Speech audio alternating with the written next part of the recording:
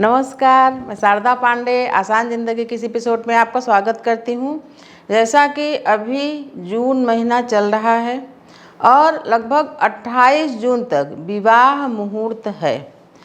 इस मुहूर्त में काफ़ी घरों में विवाह हो रहा है, बेटियों का बेटों का विवाह हो रहा है। तो आज मैं आपको इस संदर्भ में बताऊंगी कि बेटी की जब विदाई होती है तो क्या ऐसी चीज़ें हैं जो भूल कर भी नहीं देनी चाहिए। ये चीज़ें देने से क्या क्या नुकसान होता है ये भी बता दूंगी, क्योंकि माता पिता चाहते हैं कि हमारी बेटी को सभी चीज़ें दिया जाए। आजकल का जो परिवेश है ये ऐसा है कि ये मद्देनज़र रखते हुए बेटियों को दिया जाता है कि कुछ दिन में 2-4 महीने में या साल भर में तो इनको अलग ही रहना है, पति के साथ जाना है, तो अपनी सब चीज़ें इनको अलग से दो कि अपना इनका सेटलमेंट आगे हो जाए, इनका धन न लगे तो यहीं से सब चीज़ें ले जाओ। तो ये मानसिकता पहले से ही रखी जाती है। तो मैं आपको बताऊंगी कि ऐसी क्या क्या चीज़ें हैं जो बेटियों को विदाई के समय नहीं देना चाहिए। तो जैसे कि जो पहले के लोग थे ये चीज़ें इसलिए नहीं देते थे, कहावत भी रहता है कि घर में चूल्हा अलग नहीं होना चाहिए, यानी एक ही चूल्हा होना चाहिए। उस चूल्हे पर जब भोजन बनाती हैं महिलाएं, सभी खाते हैं एक साथ बैठ के, तो प्रेम बना रहता है। इसीलिए बेटियों की विवाह में पहले तो मिट्टी का चूल्हा था, तो फिर भी चूल्हा देने का रिवाज नहीं है। तो चूल्हा अभी क्या है, गैस चूल्हा आ गया है, बहुत आधुनिक गैस चूल्हा आ गए हैं, तो उनको बेटियों को देते हैं। बेटियों को चूल्हा नहीं देना चाहिए। चूल्हा से संबंधित तवा, चिमटा, कढ़ाई, ये चीज़ें भी नहीं देना चाहिए। तवा एक ऐसी चीज़ें हैं जैसे कि तमाम 16 संस्कारों में चीज़ें होती हैं कि तवा नहीं चढ़ाना चाहिए या तवा चढ़ाना चाहिए, या कढ़ाई नहीं चढ़ानी चाहिए, कढ़ाई चढ़ानी चाहिए। रोटी बनाओ तो उसमें चिमटा नहीं लगना चाहिए। तो ये सब तमाम चीज़ें होती हैं जो कि इसीलिए बेटियों को ये सब चीज़ें देने से मना किया जाता है। तवा, चिमटा, कढ़ाई, चकला, बेलन और आटा छानने की छन्नी, ये सब चीज़ें नहीं दी जाती हैं। आजकल परंपरा है कि बेटियां, बहुत घरों में परंपरा है, सब जगह तो नहीं, कहीं कहीं कि बेटियों को विदाई के समय लड्डू गोपाल जी को देते हैं, उनको वस्त्र वगैरह सब करके देते हैं। तो बेटियां, मतलब कई प्रश्न भी आए कि हमारे यहाँ लड्डू गोपाल देने के रिवाज है, तो क्या हम छोटी सी मंदिर भी ले जा सकते हैं? तो मैं आपको बता दूं कि घर में चूल्हा एक होना चाहिए, घर में पूजा घर भी एक ही होना चाहिए।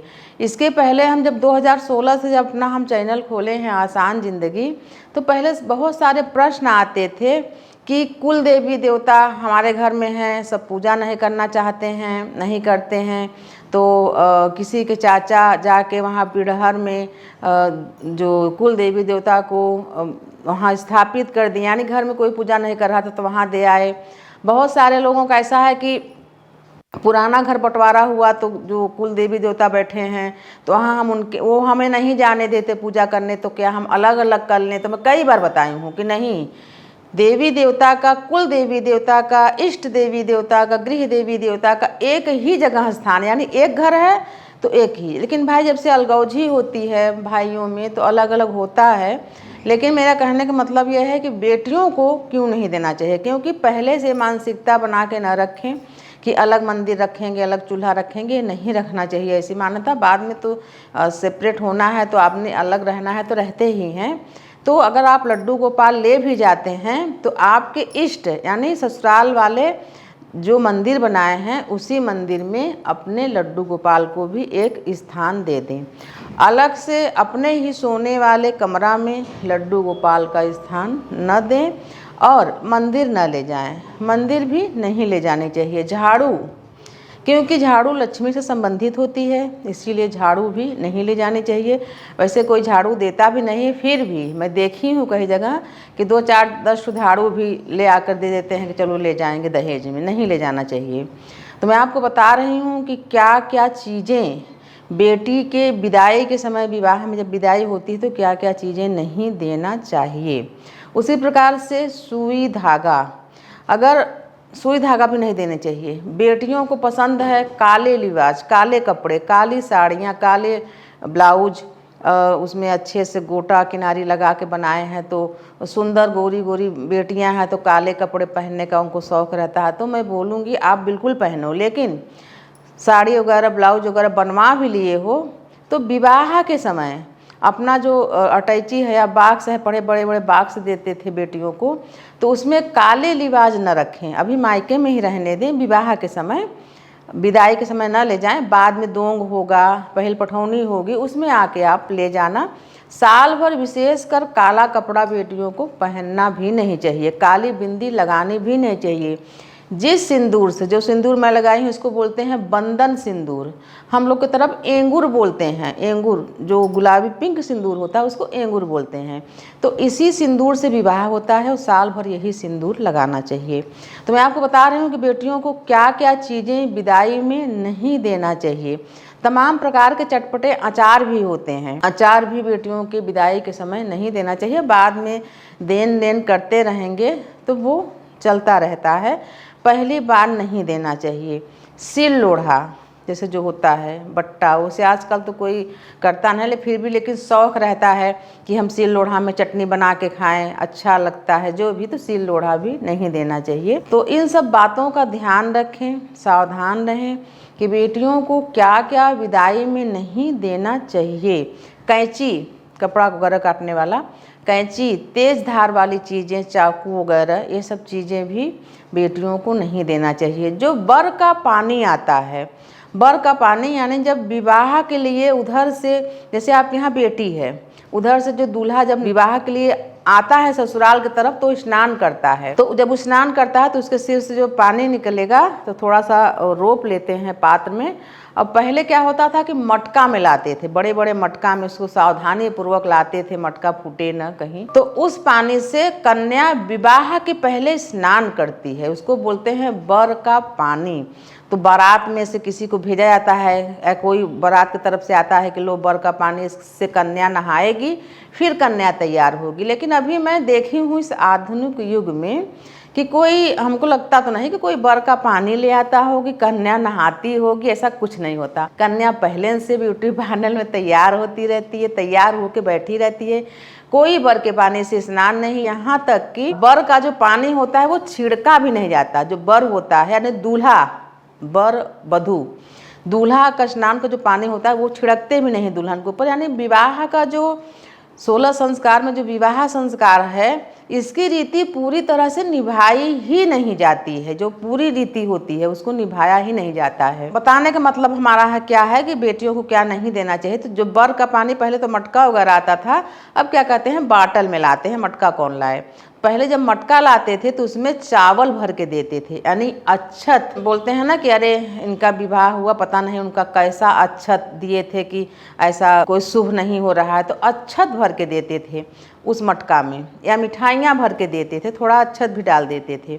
तो बर का जो बाटल आए, आधुनिक हो गए तो नहीं, लेकिन अगर बर का पानी आए बाटल में तो उसमें चावल भर के दे दें। उस चावल को फिर थोड़ा सा धूप में, तो चावल सुखाना नहीं चाहिए, हवा में सुखा के उस चावल को रखे रहते हैं।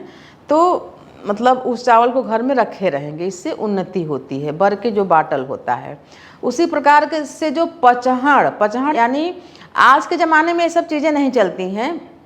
मैं 16 संस्कार में विवाह का बता रही हूँ।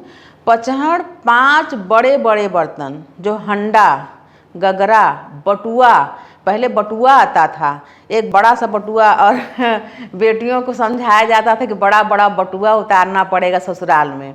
यानी इतना बड़ा बड़ा बटुआ रहता था फूल का, कांसे का, कि उसमें 5 किलो चावल एक बार पक जाए, 2-3 किलो दाल पक जाए।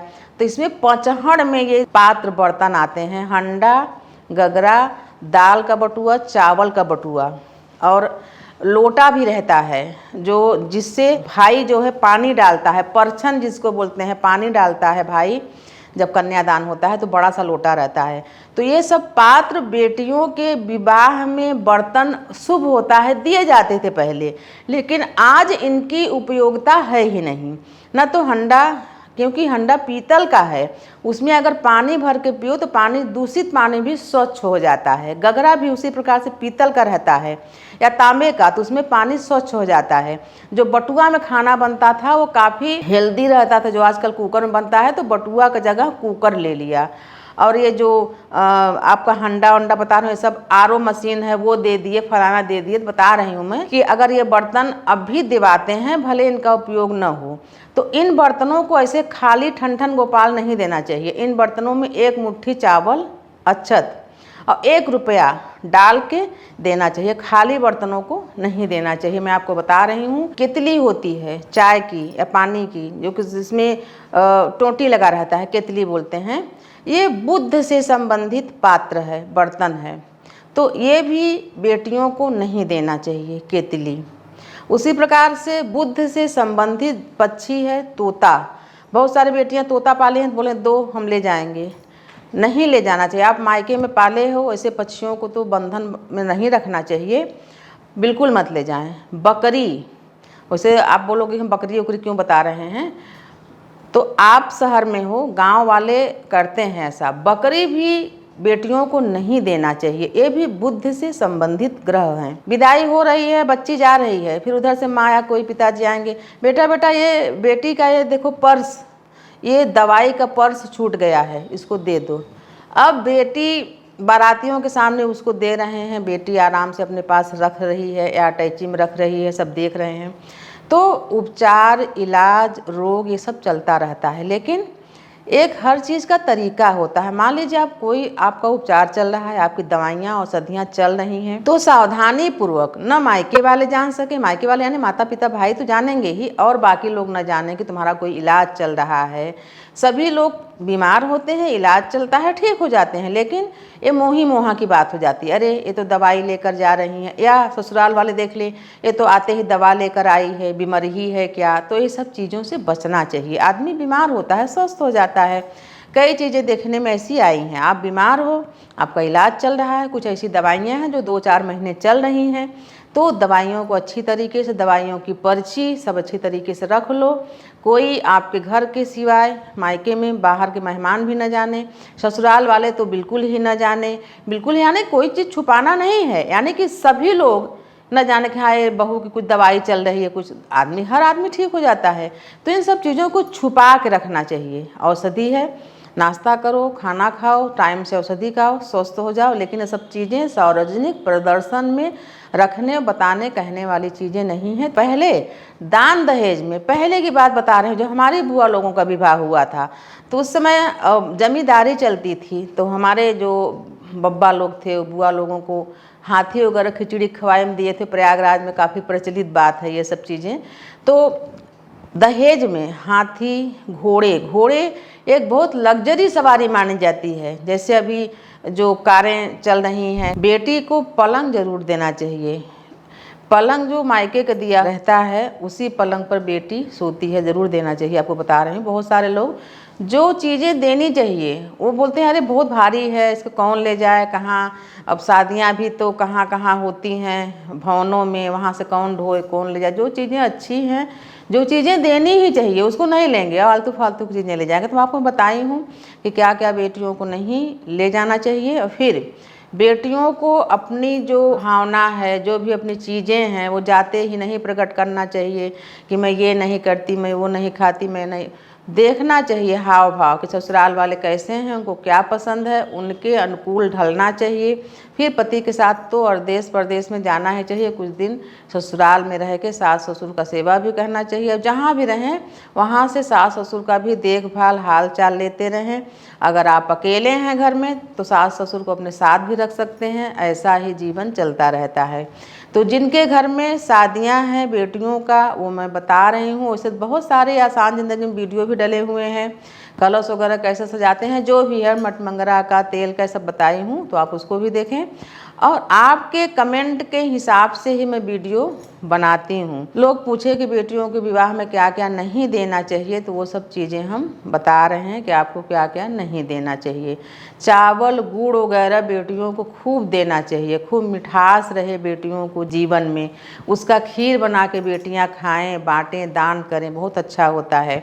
तो आपके यहाँ जिसके यहाँ विवाह है, मैं ढेर सारे बधाइयाँ देती हूँ उन बेटियों को कि बेटियों का वैवाहिक जीवन मंगलमय हो, सुखमय हो। अब आप सभी बेटियाँ हमारे चैनल को सब्सक्राइब कर लें, देखती रहें, हमारे साथ बने रहें, देखते रहें आसान ज़िंदगी। तब तक के लिए नमस्कार।